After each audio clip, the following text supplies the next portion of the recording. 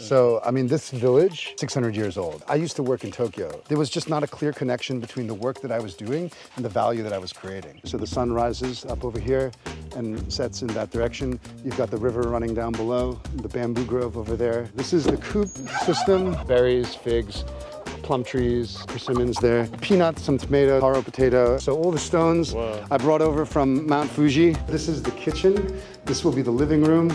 It's insulated underneath the earthen floor. This is clay from Okinawa. The lime wash that we did on the plaster here is made with local indigo. So I'm with my friend Brian I've been staying with in Yamanashi, Japan, and we got to take a really cool tour of his house the other day, so go check that other video out. But Brian took us over to his friend's house, which did a really cool build here in Japan. It took about 8 years, but they started from just ag land. So yeah, Brian, tell us more about where we are. So I live in Yamanashi, but where we're standing right now is the neighboring prefecture, Kanagawa. Like, how far from Tokyo are we? We are about 65 kilometers from Tokyo. This village here is kind of known as Genkai Shuraku. So Genkai means like the limit. It's like it's a village that hit its limit, basically. There's kind of no future here, basically.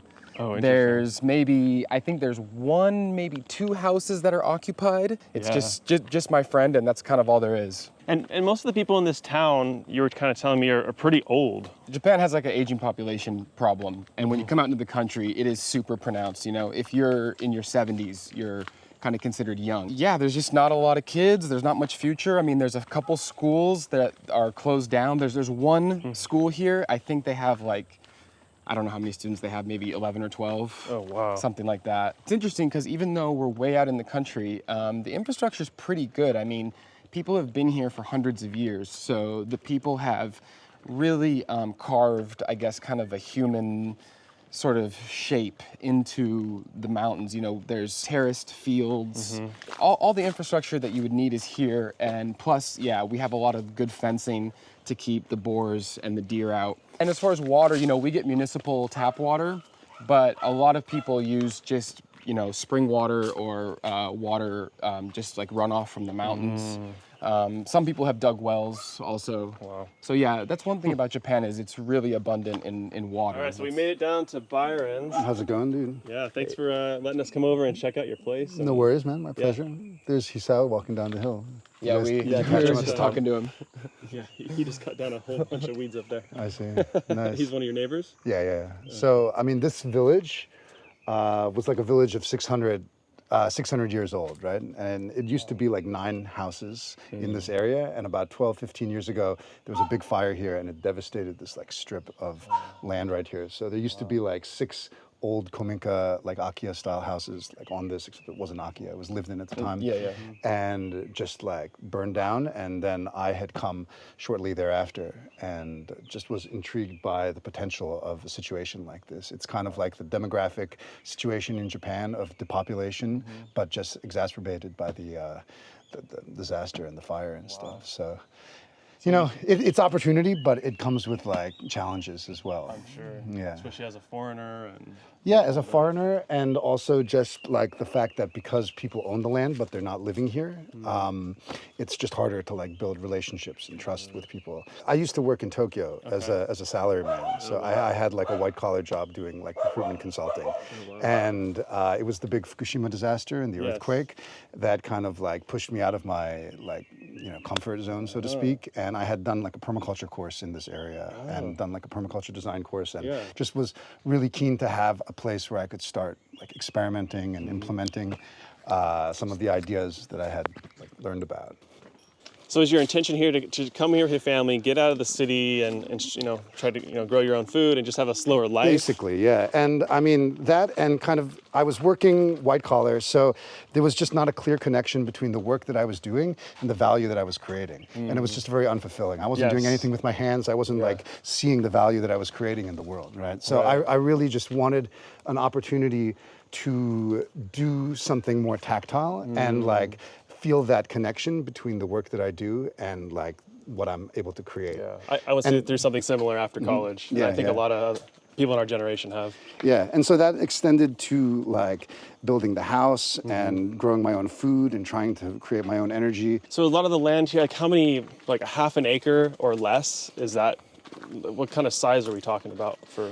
Yeah, it's small. Property It's here. small. It's less than a quarter of an acre Less probably that I have access to. Yeah. That being said, though, look at the valley. This is all like south-facing slope. This is east over here, so the sun rises up over here and sets in that direction. You've got the river running down below, the bamboo grove over there, and terraces that you walk past all the way up to the top there, past where the woods are. At one point, it was, vegetable production, and there was like 150 people living here, and now there's gosh. 3 people living here. Whoa. And this year, I'm like the Jiji Kaicho, like the head of the village, at least in name, for whatever that's worth. Yeah, I mean, once these older people pass away. Yeah, but they live quite long in Japan. I've noticed. So, I've seen tons of 90-year-olds, and they're out here gardening Right. and pulling weeds. And right, it's and amazing. so it's like one thing. I mean, half of them might outlive me. Seriously, So yeah. So when I first came, there was an old man who lived behind the pipe house there, which is kind of our home base, and he had actually burned the village down. Oh no. And because of that, he had burned all his social capital, and he was kind of like the black sheep of the village. no. And it was precisely because of that he had like nothing to lose, that he was willing to be pragmatic about land that he had inherited and land that he owned, and was willing to sell it or rent it to an outsider like myself. Interesting. Whereas everyone else, or not everyone, but a lot of people are concerned about, like the social stigma associated with renting or selling land that's been in the family for generations.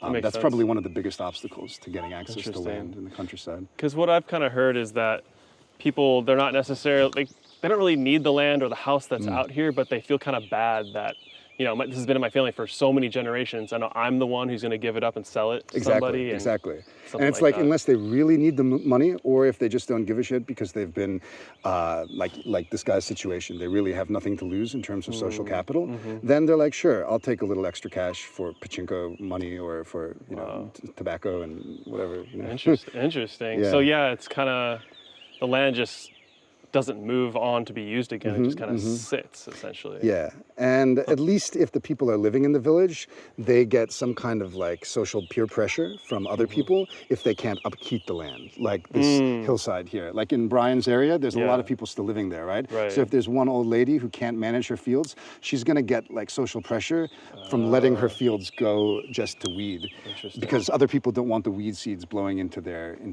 plots Right. and stuff, right? Whereas if nobody's living here, it's like what's the value of the land is so cheap to begin with that there's not like a lot of financial gain if you were to rent it or sell it anyway. So I bought the land cheap, like 10 grand US Okay. for the house, and I have access to the farmland below it from the old man that I don't pay rent on. And so technically I'm like a registered farmer in Japan, which is like a whole like bureaucratic like hassle that you have to go through in order to legally buy or rent agricultural land. Interesting. It has a special designation. Yeah, well, basically they don't want people buying ag land and turning it into parking lots and stuff. Yeah. They want to keep it ag. Yeah, they want to keep it ag. And so the idea is make sure that people know what they're doing in terms of agriculture, but it's completely arbitrary, right? Like You just kind of. the assumption of knowing agriculture is like, spraying Roundup everywhere and like, doing it the way like most people do it. So we started building the house and just permaculture style gardening in the valley. And then like 7-8 years ago, we renovated the guest house down in the same village as Brian, which is like a similar house to Brian's, like a 150-year-old farmhouse that we renovated in kind of like a mix of Western and Japanese style. And we've been renting that out as like a farm-to-table bed and breakfast on Airbnb neat. for the last like 6 years or so. But then COVID happened, borders were closed, like no destroyed, inbound tourism. And so we shifted to market gardening, which we had never done as like an enterprise, like a commercial business. Up until now, it had always just been kind of like a hobby thing. We had woofers and volunteers come and staying on the farm.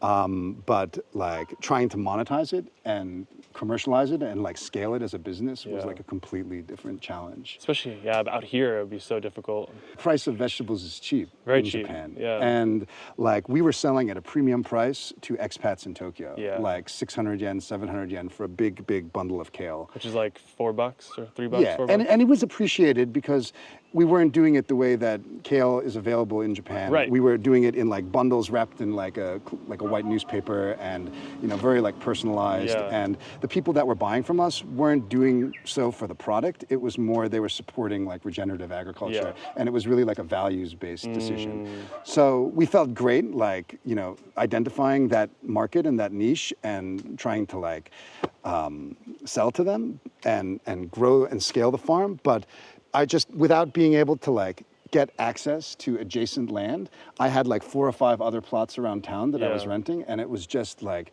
insane, the level of lost efficiency. We would have had to scale production 300-400% in order to really make it like a viable business. Right.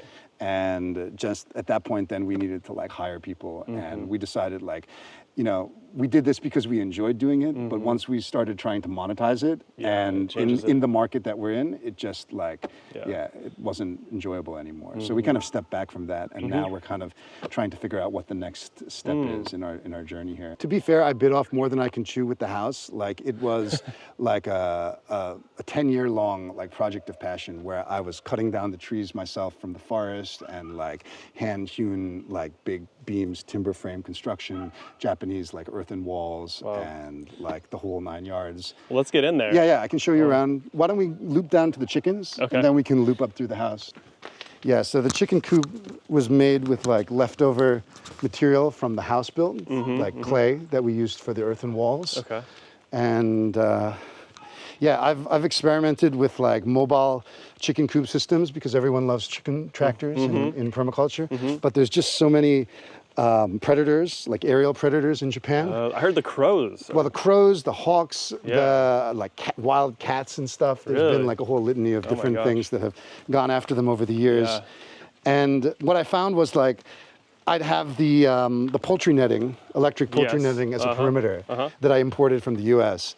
And then I'd still have to put like a net over it, right? Oh, wow, and then if you're putting a net over it, then the whole advantage of having like a mobile system, it becomes more of a hassle to move. That's a pain. And it was just like, this is not worth it. I built 3 or 4 different mobile coops, and then finally I decided to just bite the bullet and build like a static coop system, which has worked pretty well. So yeah, this is the coop system. Ooh, the chickens, it's like a deep litter. Nice. I haven't actually cleaned it out once since I've built it. I've just keep adding more wood chips into the system. They have these rollaway laying boxes that I made. Custom boxes. Yeah, there's a chicken just chilling in there. Oh, it's an Easter egg. A couple, yeah. These are the Araucanas, so they're like the blue color. So these all, do you have all Japanese breeds, or the black ones are called Nera, which are actually a Dutch breed, but imported into Japan, and it was just like I had like a connection to the breeders initially, and so that's why we went with that breed. And then we got the Araucanas, and there were a couple of other breeds as well, and then we had hatched our own eggs. For the most part, they lay in the trays, but they inevitably find comfortable spots in the corners, and they lay there, so we have to check there.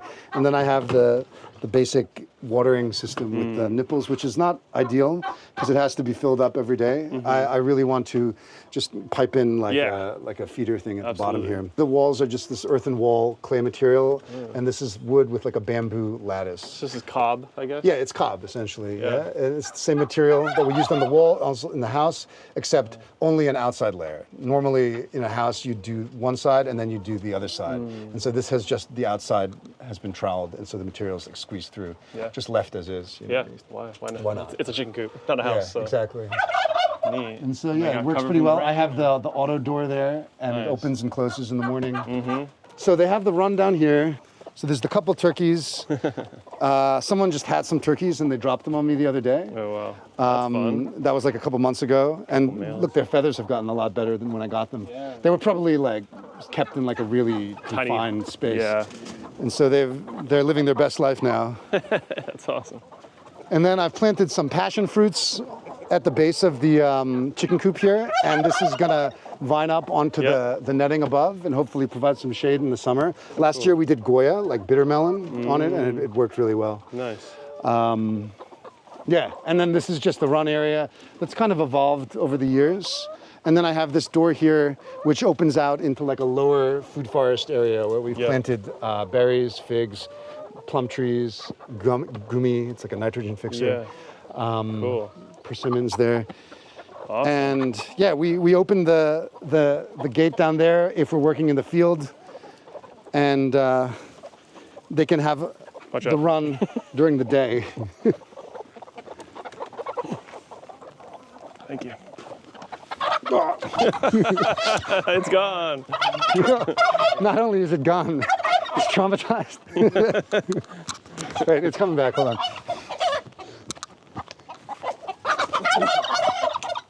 Get out of here. There Got him. Yeah, you can see the chickens have really been doing work in here. Yeah. So yesterday I let them out, and I let them out, like, I have the bags on the passion fruits so they don't get all that's smart. Yeah, it's just a scruffed little up. plastic thing on there. Yes, they don't destroy it. Yeah, which it they works definitely pretty will. well. And it's good for the seedlings when you plant them out. It's like wind protection and microclimate. Cool. Yeah, and then the rest is just some berries and fruit trees, figs, Lots of figs. blueberries. It's gone through different evolutions, but inevitably, if the chickens are down here, they'll just demolish absolutely everything. So Neat. you know how it is. Very cool. Yeah, and so I have access to this. I don't have access to this. Okay, somebody I else. have access to this, which I've pretty much like abandoned, and I don't have access to the long strip right after that, and then I have access to the strip after that. So you can see it's like this like hodgepodge, like difficult situation that like maintaining perimeters with predator or animal pressure. We get pigs, we get deer, and like, you know, even the setup with the electric fences, they get in. They nibbled all my sweet potatoes, and like it's just like, you know, it is what it is. It's the battle. Yeah, and so Wow.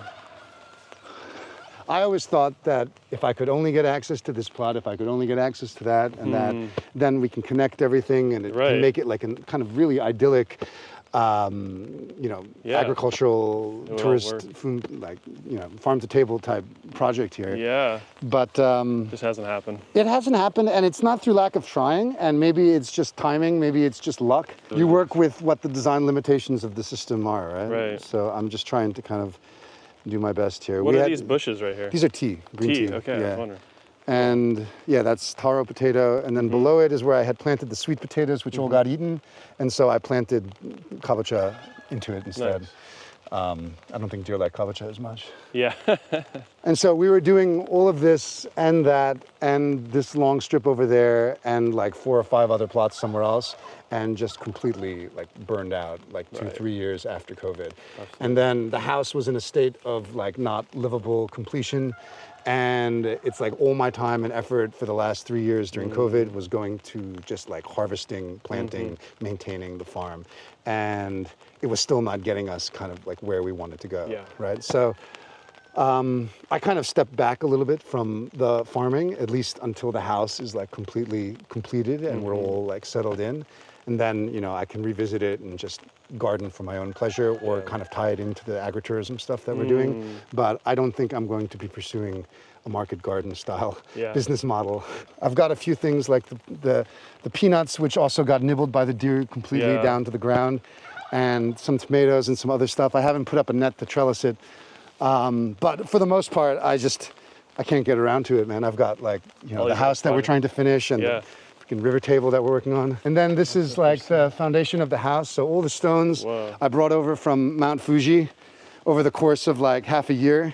Whoa. We went there with like an excavator and like 2 dump trucks and a crane truck. My friend has some land out there, and we got all the volcanic rocks. That's cool. I rented an excavator for like a month and a half, learned how to operate it here, and then me and a friend did the retaining wall down here, leveled the soil, because when we started it was just flat like the land next door. Wow. That's pretty cool. So your foundation is part Fuji rock. Right, yeah. It's all this is Fuji lava rock. And are these solar panels? Yeah, they are. Whoa. So we had just set up the off-grid solar system on the house, on the inside. And the plan here, we originally had a pizza oven over there, but recently demolished it And I just took some measurements yesterday. The plan is to build like a separate bathhouse here, like a wood-fired bath with like a nice outdoor bathtub with the view and the sunset and everything. Oh, so wow. it's the dream life. Right? That's pretty cool. We'll sneak through here and then we'll pop in the house from the back so you can take your shoes off. So this is not yours?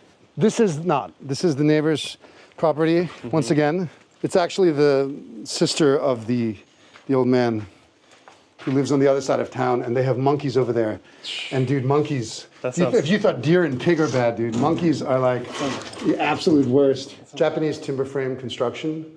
All these big beams are like the length of the whole structure. It's about 10 meters side to side. And they're all red pine that we harvested nearby. We had brought the pieces here and lowered them onto the foundation as logs and then shaped them into this octagonal shape using hand tools and electric planer type things. Oh my God. And it was really, like, it's so long that you can't do like test joinery like you would in like a workshop space. You can't like move them around and put the posts into the beams. So how did you lift a log this We big? rented a crane with a guy who operates it for about a week, and then basically put the posts in, lift up the big beam, try to lower it onto the posts, doesn't fit, lift it up a little bit, get up there with a little bit of a chisel, and shave it a bit, and then try again with the big hammers, bam, bam, bam, bam, getting it down, setting it onto it. And so that took like 4 or 5 days to put the structure together. Since then, it's been like 5 years. And I mean, that's mainly due to like the natural building techniques and just the fact that it's like you either pay out of the pocket or use contemporary building techniques like just what everyone else uses. Or if you're going to do DIY natural building, then it's going to take a lot of volunteer or just your own personal time over the course of like years. So that's what it's done. The walls are insulated with 30 centimeters. That's 1 foot of light straw clay infill. It's wheat straw that we harvested locally, mixed with a clay slip, and then it's been compact into the wall cavity from the top down. And then it's gotten a cob layer on the exterior and on the interior, and then another brown coat layer on the interior, and then we finished it with this Japanese shikui style like lime plaster, which, I mean, it was a big learning curve. When I look at the walls that I did in the very beginning, and then the ones that I did like towards the end, you know, they got all nice and smooth like a baby's butt. Yeah. Wow. So And so this is the kitchen. This will be the living room. It's insulated underneath the earthen floor. This is clay from Okinawa, the red clay. And then this is just local clay that we got from the road that you drove up here. And it's got hydronic floor heating pipes through the earthen floor. Oh, like Ondol in Korea?